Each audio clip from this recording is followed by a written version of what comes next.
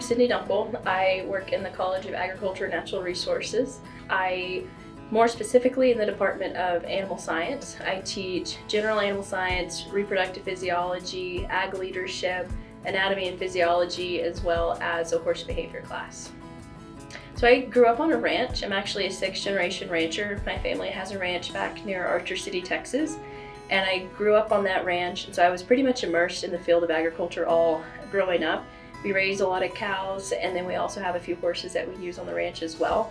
And so that really brought me into ag. And then after high school, deciding what I wanted to do after that, I really liked veterinary medicine, so I thought I was going to be a vet. And so I started that route, decided that it wasn't actually for me, but then decided that teaching was a better suit for me. So I wanted to still teach some ag-related classes.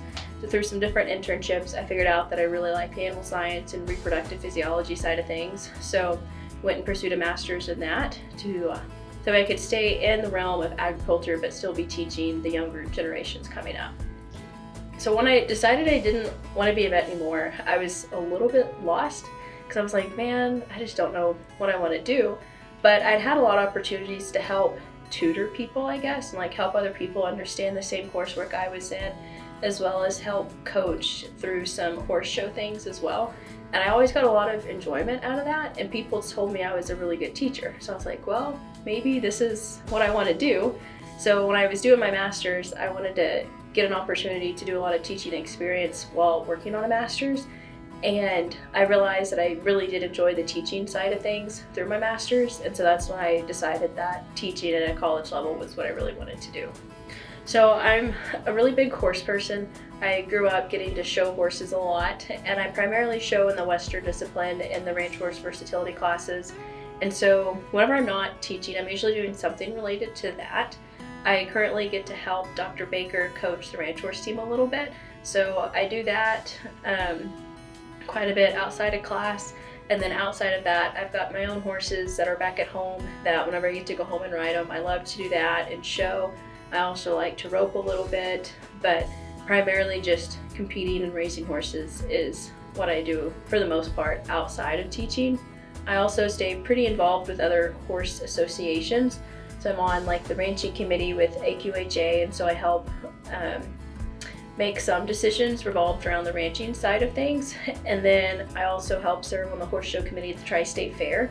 So I helped put on that horse show that was a few weeks ago during the Tri-State Fair, and then just helping out where I can at other horse shows as well. So whenever I am like preparing for a horse show, I usually try to ride my horse 5 to 6 days a week, and then still just like give them a day off so that way they've got time to rest and recuperate. But the events that I compete in, they're specialized, but it's still 6 different classes. And so I usually try to work on 1 to 2 classes for my competitions each day, whether it's trail and pleasure one day, reining and cow work the other day, or cutting one day.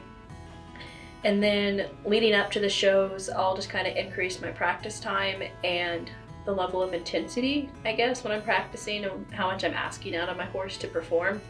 And then we go and compete and hope that my practice has paid off when I step into the show pen. So my family has about, it just kind of depends, but roughly we have about 12 to 15 quarter horses, American quarter horses. We found that that breed really works well for us because we use them for ranch work as well as getting to show and rope on them as well. My biggest piece of advice is finding someone that's knowledgeable with horses before you go out and just try to buy one. And then once you have somebody that you trust to like give you sound advice and like picking out a horse, is pick a horse that already knows its job, and that is pretty safe, and I use the word dummy proof a lot, where the horse isn't going to get you guys in a bind. A lot of people go out, they like want to get a young horse, and they say, I'm going to learn with my horse. And that is not a good idea to do, because you know these horses, 1,000-pound animals, if we don't know what we're doing, we can't teach them what to do, and then we end up creating a lot of bad habits. So definitely finding a horse that fits your needs, whether that's just like going and trail riding or you just want a horse that you can love on some, but finding a horse that fits your need and finding somebody else that can help you find that horse too. So day-to-day raising horses, I would say, which I don't have any horses here in Canyon with me right now, So whenever I'm back at home, we get up, go to the barn, feed, take care of the horses.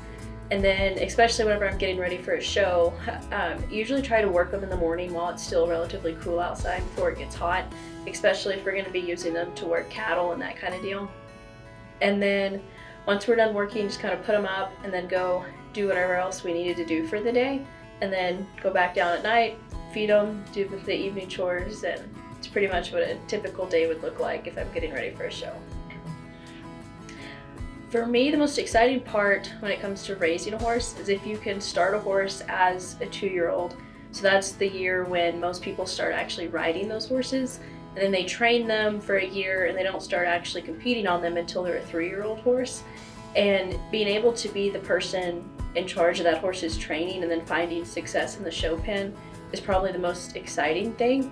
I got the opportunity to do that when I was 13.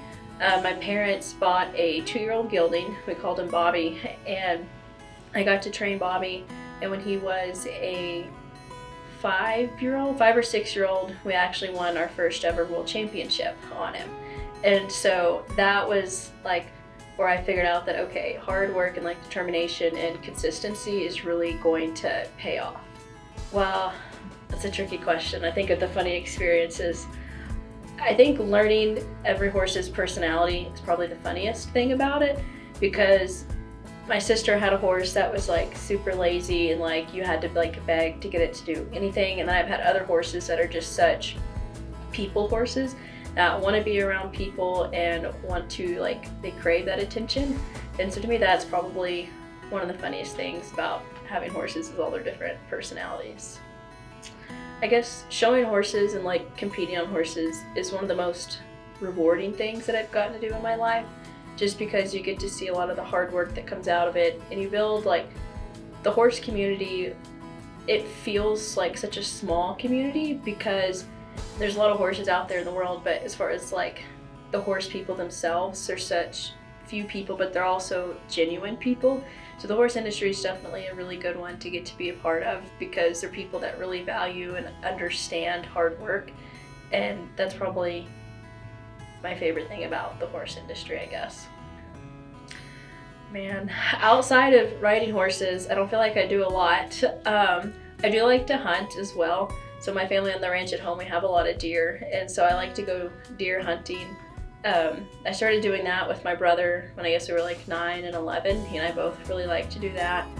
And then more recently got into hog hunting, and that's a really fun thing to do. If you ever get a chance to do that, it's so much fun, because you do that primarily in the middle of the night from 10 p.m. to 2 to 3 a.m. You do it at night, and it's really fun because we have a lot of the night vision scopes and that kind of deal, and so it makes it a lot of fun to go hunt with those with the hogs. I think if I was to give people a piece of advice, it would just be to try as many things as you can, because if you don't learn that you like it, you at least learn that you don't like something. And for me, that's how I figured out where I am today, is I figured out what I didn't like and what I do like, and I wouldn't have if I wouldn't have been able to try so many things and take advantage of as many opportunities as I could. So that would be my big piece of advice to people. This is Beyond the 9 to 5 with Sidney Dunkel.